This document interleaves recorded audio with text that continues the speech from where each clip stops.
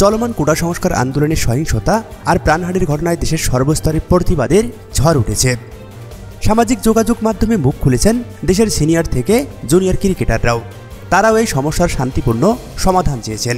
তামিম মুশফিক থেকে শুরু করে লিটন দাস, নুরুল হাসান সোহান, নাজমুল হোসেন শান্ত, নাইম শেখরাও চেয়েছেন শান্তিপূর্ণ সমাধান। এই তালিকায় বাদ যাননি তানজিদ হাসান তামিম, শরীফুল ইসলাম এবং তাওহিদ হৃদয়রাও। একে একে মুখ খুলেছেন দেশের সব ক্রিকেটাররা।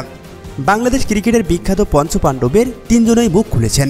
প্রতিবাদে যখন চাউর সামাজিক যোগাযোগ মাধ্যম, তখন নীরব দর্শকের ভূমিকা পালন করছেন দেশসেরা অলরাউন্ডার সাকিব আল হাসান ও সাবেক ক্যাপ্টেন মাশরাফি বিন মুর্তজা।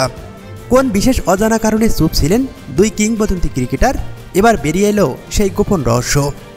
ক্রিকেট বিশ্লেষকরা মনে করছেন যেহেতু তারা বর্তমান জাতীয় সংসদের সদস্য, আর সে কারণেই সরকার প্রধানের সিদ্ধান্তের উপরেই ন্যস্ত ছিলেন তারা।